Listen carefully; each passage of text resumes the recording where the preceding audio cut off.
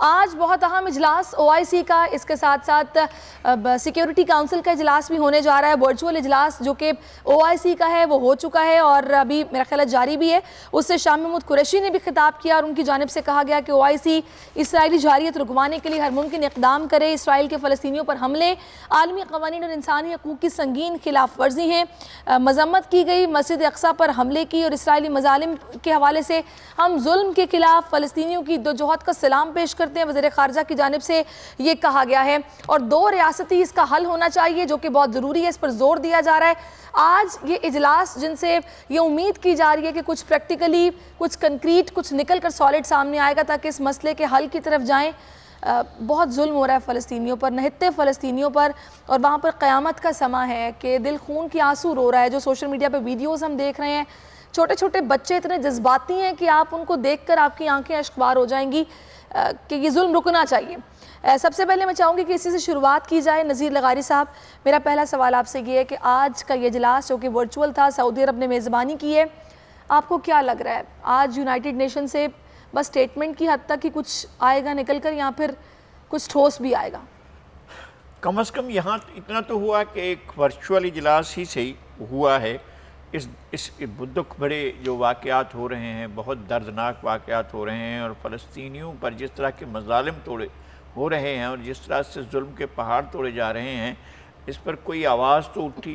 یہ پہلی آواز صحیح دنیا کی طرف سے ایک اسلامی برادری کے اتنے زیادہ ممالک ہیں ان کی طرف سے، اگر یہ تمام ممالک ایک نقطے پر آ جائیں، اگر ایک بات پر کہ فلسطین کی آزادی کا مسئلہ ہم پہلے امریکہ کے سے بھی بات کریں اور یونائٹڈ نیشن سے بھی۔ امریکہ نے جب کیمپ ڈیوڈ معاہدہ کیا تھا جو یاسر عرفات کے درمیان اور بیگن کے درمیان تھا، اس میں امریکی حکومت ضامن کے طور پر آئی تھی، اور ٹو نیشن جو اسرائیل کی تقسیم اور فلسطین اور اسرائیل کے دو ملکوں کا قیام آنا تھا عمل میں، اور اس کی علامتی طور پر ہوا بھی تھا کہ وہاں پر جو ہے وہ ایک غربی اردن میں اور دوسری طرف جو ہے غزہ میں ایک فلسطینی ریاست وجود میں ہے۔ اب بھی وہاں پر محمود عباس صدر ہیں اور اسماعیل ہانیہ وزیر اعظم ہیں۔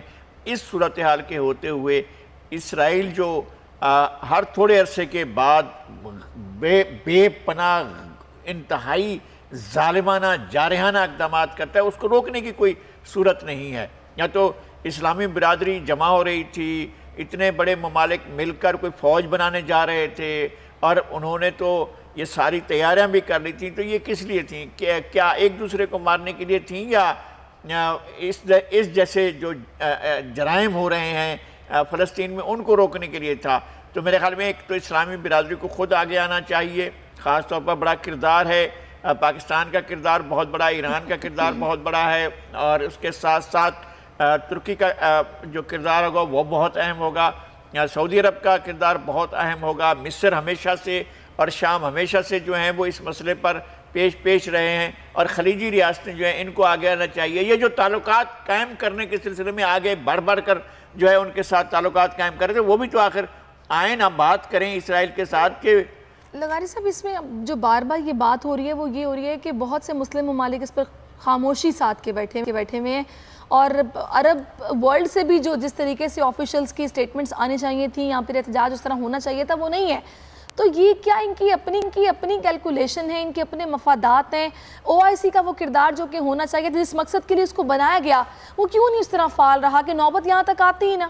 OIC کا وجود میں آنے کے بعد ایک ہی سب سے فعال ترین کردار تھا جب لاہور میں، آپ کی پیدائش سے بھی پہلے، لاہور میں کانفرنس ہوئی تھی اسلامی ممالک کی، اور بہت بڑا واقعہ تھا وہ۔ ہم اس کے چشمدید گواہ ہیں کہ کتنا بڑا واقعہ تھا، کتنے دنیا کے کتنے بڑے لوگ یہاں پر جمع ہوئے تھے۔ وہ جو پنجاب اسمبلی کا حال ہے، اس حال کے اندر کس طرح سے دنیا بھر کے مسلمان ممالک کے سربراہ ایک ساتھ بیٹھے تھے، اور ایک ساتھ بیٹھ کر انہوں نے جو ہے وہ عالم اسلام کو درپیش مسائل پر بات کی تھی۔ یہاں پر ہی جناب ذوالفقار علی بھٹو نے کہا تھا کہ مسلمان متحد ہو کر دنیا کے لیے ایک بہت بڑا بلاک بن سکتے ہیں، اور بننے چلے تھے، اور انہوں نے ایک طاقت بتائی تھی کہ مسلمانوں کے پاس پیٹرول کی طاقت ہے، اور انہوں نے ایٹم بم کے مقابلے میں پیٹرو بم کا لفظ استعمال کیا تھا، اور پیٹرو ڈالر کا لفظ استعمال کیا تھا ڈالر کے مقابلے میں، تو وہ تھا۔ لیکن اگلے 3-4 سال کے اندر دونوں لیڈر شاہ فیصل بھی اور ذوالفقار علی بھٹو اس دنیا سے چلے گئے، اور انہیں غیر فطری طور پر جو ہے موت کا شکار کیا گیا۔ یہ واقعات ہوئے، اور اس کے بعد جو ہے اس مسئلے کے حل کے لیے جتنی بھی کوششیں ہوتی رہی ہیں ان میں مرکزی کردار یاسر عرفات کا رہا۔ Yasir Arafat P L O کے سربراہ تھے، فلسطین کے لیڈر تھے، الفتح کا رہا، جارج حباش کا رہا، اور دیگر بہت سے لیڈر تھے، لیلہ خالد کا کردار تھا، بہت لوگوں کا کردار تھا جو اس کو فلسطین کے مسئلے کو لے کر آگے بڑھ رہے تھے۔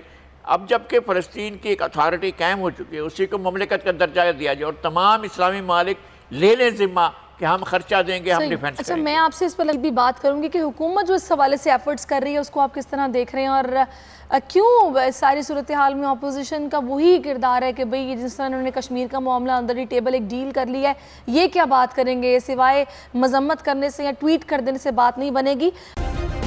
سبسکرائب کریں اور بیل دبائیں تاکہ کوئی خبر رہ نہ جائے۔